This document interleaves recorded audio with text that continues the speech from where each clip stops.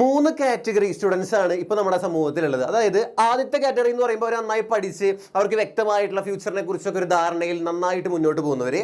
രണ്ടാമത്തെ കാറ്റഗറി എന്ന് പറഞ്ഞാൽ യാതൊരു ധാരണയും ഇല്ല, ജസ്റ്റ് പാസ്സായാലും കുഴപ്പമില്ല, പാസ്സായില്ലെങ്കിലും എങ്ങനെയൊക്കെ തട്ടിമുട്ടി പോവാമെന്ന് വിചാരിച്ച് നടക്കുന്നവർ.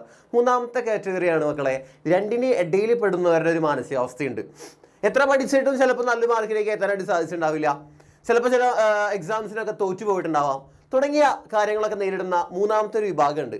അവർക്ക് വേണ്ടിയിട്ടാണ് സാർ ഈ വീഡിയോ ആയിട്ട് വന്നിട്ടുള്ളത്. എങ്ങനെ നിങ്ങൾക്ക് ആത്മാർത്ഥമായി പഠിച്ച് നല്ലൊരു മാർക്കിലേക്ക് എങ്ങനെ ടോപ്പർ ആകാം എന്ന് പറയാനാണ് സാർ വന്നിട്ടുള്ളത്.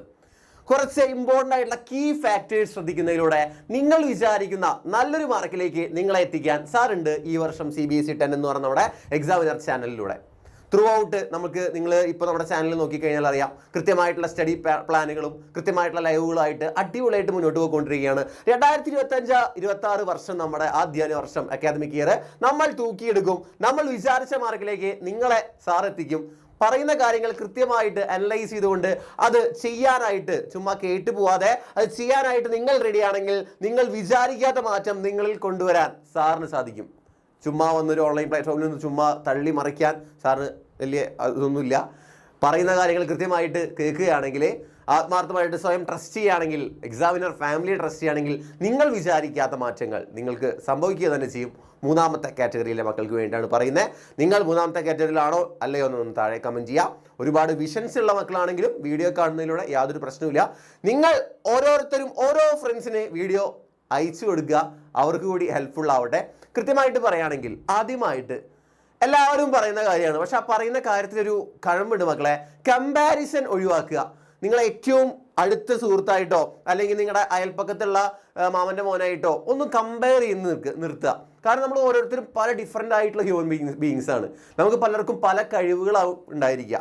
അപ്പോൾ ചിലർക്ക് പാട്ട് പാടാൻ, ചിലർക്ക് ഡാൻസ് കളിക്കാൻ, നിങ്ങൾക്ക് അറിയാം അല്ലേ, നമുക്ക് ചിലപ്പോൾ പാട്ട് പാടാൻ കഴിവുന്നുണ്ടാവും, പക്ഷെ നമുക്ക് പടം വരയ്ക്കാൻ കഴിവുണ്ടാവില്ല. അതുപോലെ തന്നെയാണ് എല്ലാ കാര്യത്തിലും നമുക്ക് ഉണ്ടാവുന്ന കഴിവ് മറ്റൊരാൾക്ക് ഉണ്ടാവണമെന്നില്ല, മറ്റൊരാൾക്ക് ഉണ്ടായ കഴിവ് നമുക്ക് ഉണ്ടാവണമെന്നില്ല. ഫസ്റ്റ് തന്നെ ഈ പറയുന്ന കാര്യങ്ങളിലൊക്കെ കമ്പാരിസൺ ഒഴിവാക്കാനായിട്ട് ശ്രമിക്കുക. കൃത്യമായിട്ടുള്ളൊരു പ്ലാനോടുകൂടി CBSE 10 സമീപിച്ച് നോക്കിയേ. എന്തായാലും 9ാം ക്ലാസ് ഇടപെടലായി എന്ന് വിചാരിക്കുക. 9ാം ക്ലാസ് നിങ്ങൾ വിചാരിച്ച പോലെ നിങ്ങൾക്ക് പെർഫോം ചെയ്യാൻ കഴിഞ്ഞില്ല എന്ന് വിചാരിച്ച് CBSE 10th ക്ലാസ് അങ്ങനെ ആയിരിക്കും, ഒരിക്കലും അങ്ങനെ ആവാനായിട്ട് പോകുന്നില്ല. അങ്ങനെ ആവാൻ സാറ് സമ്മതിക്കില്ല. നമ്മുടെ ചാനലിനെ ട്രസ്റ്റ് ചെയ്ത് കാണുന്ന ക്ലാസ് കൃത്യമായിട്ട് കാണുന്ന മക്കളെ അങ്ങനെ വെറുതെ അങ്ങനെ പറഞ്ഞു വിടാൻ സാറ് തയ്യാറല്ല. നിങ്ങളെ സ്വയം ട്രസ്റ്റ് ഉണ്ടാക്കുക. അങ്ങനെ കൃത്യമായിട്ടൊരു പ്ലാൻ എവിടെ നിന്ന് കിട്ടും സാറേ? ആ പ്ലാനാണ് നമ്മൾ എക്സാമിനർ ഫാമിലി നിങ്ങൾക്ക് ഓരോ വീക്കിലും പ്രൊവൈഡ് ചെയ്തുകൊണ്ടിരിക്കുന്നത്. ഈ വീക്കിലും ഒരു സ്റ്റഡി പ്ലാൻ പോയിരുന്നു. അത് കൃത്യമായിട്ട് കാണാത്തവർ നമ്മുടെ വീഡിയോസ് കൃത്യമായിട്ട് അനലൈസ് ചെയ്ത് പോവുക, കൃത്യമായിട്ട് കാണുക. അങ്ങനെ സ്റ്റഡി പ്ലാനോടുകൂടി ഓരോ ആഴ്ച എന്തൊക്കെ പഠിക്കണം, എങ്ങനെ പഠിക്കണം എന്നൊക്കെ കൃത്യമായിട്ട് സാറ് പറഞ്ഞുതരാം. അപ്പോൾ പ്ലാൻ ഫോളോ ചെയ്യുക. കൃത്യമായിട്ട് ആ പ്ലാൻ്റെ വീഡിയോ കണ്ടിട്ട് അടിയിൽ കമൻറ്റ് ഇടാനല്ല പറയണേ. പ്ലാൻ ആ വീഡിയോയിൽ പറഞ്ഞ കാര്യങ്ങൾ പ്രാവർത്തികമാക്കാനായിട്ട് ശ്രമിക്കുക, പ്രാക്ടിക്കലൈസ് ചെയ്യുക. അടിപൊളിയായിട്ട് നമുക്ക് പഠിച്ച് സെറ്റായിട്ട് ഈ വർഷം നല്ലൊരു മാർക്കിലേക്ക് എത്തിച്ചേരാം. രണ്ടാമത്തെ പോയിന്റ് എന്ന് പറഞ്ഞു കഴിഞ്ഞാൽ കൺസിസ്റ്റൻസിയാണ്.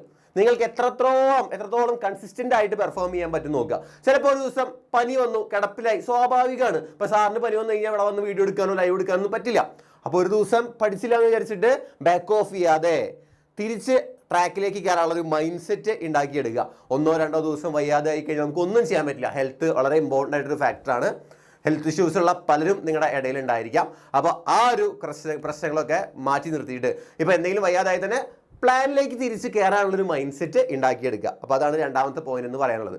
മൂന്നാമത്തെ പോയിന്റ് എന്ന് പറഞ്ഞു കഴിഞ്ഞാൽ നിങ്ങളുടെ ഇടയിൽ തന്നെ ഉണ്ടായിരിക്കും നല്ല രീതിയിൽ ഫോക്കസ് ചെയ്ത് പഠിച്ചിട്ടും ചിലപ്പോൾ വിചാരിച്ച മാർക്ക് കിട്ടാത്ത ആൾക്കാരുണ്ടാവാം.